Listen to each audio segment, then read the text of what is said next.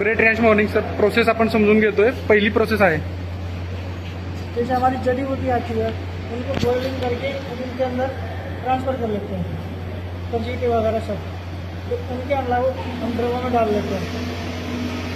ड्रमों में डाल के जैसे आप लोगों का ऑर्डर आता है उस हिसाब से हम बॉइलिंग वापस चालू कर लेते हैं बनाने के लिए। तो धीरे धीरे धीरे माल बना हे जे आहे ते एक्स्ट्रॅक्ट आहे, म्हणजे आपलं जे अमृत ज्यूस बनतं हे एक्स्ट्रॅक्ट येतं आणि त्याच्यातलं मटेरियल थोडं थोडं काढून आपण अमृत ज्यूसला ते वापरण्यात येतं। हे सगळ्या वनस्पतीचं एक्स्ट्रॅक्ट आहे। त्यानंतर दुसरी प्रोसेस असते ती म्हणजे बॉटल पॅकिंगची। त्या मॅडम बॉटल घेऊन बसलेत।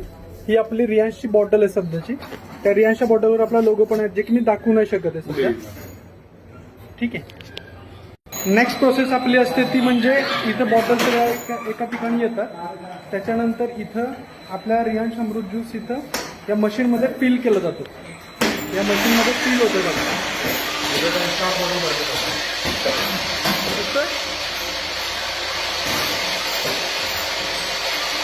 एका वेळेला 4 बॉटलमध्ये 500 ml अमृत ज्यूस टाकलं जातं।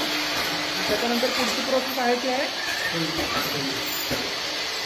म्हणजे आपलं जे लॉक आहे वरचं तो पण लावायचं। ते लॉक इथं लागलं जातं। त्याच्यानंतर पुढच्या प्रोसेसला जातं। त्याच्यानंतर पुढची प्रोसेस जी आहे हे रॅपिंग आहे। आपल्या अमृत ज्यूसला जे रॅपिंग लागलं जातं पॅकिंगला ते रॅप लागलं जातं आणि वरती जे आहे झाकण 30 ml ते इथं लागलं जातं। ठीक आहे। त्याच्यानंतरची पुढची शेवटची प्रोसेस जी आहे ते म्हणजे ह्याला रॅप लागलं जातं आणि ह्या मॅडम इकडे त्या रॅप बॉटल पॅक झालेली बॉक्समध्ये टाकून देतात। इकडं पॅकिंग आहे। त्याच्यानंतर जे आपल्या बॉटलवरती प्लास्टिकचा रॅप असतो तर प्लास्टिकचा रॅप इथं लागला जातो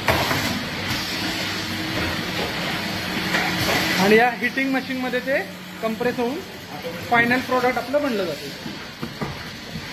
त्यानंतर इथं बॉक्स पॅक होऊन आपल्याला ते डिस्पॅच केलं जातं। ही सगळी ऑटोमॅटिक मशीन आहे। त्याच्या पद्धतीने तुम्हाला सर्व प्लांट मी दाखवला आहे मित्रांनो।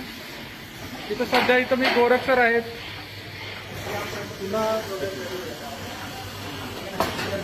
मी स्वतः म्हणजे सूरज सुपेकर आहे, विकास भोसले सर आहे। अशा पद्धतीने आपण प्लांट एक्सप्लोर केलं आहे। सर्व प्रोडक्ट स्टार्ट टू एंड आम्ही तुम्हाला दाखवलं आहे। अशा पद्धतीने तुम्हाला समजलं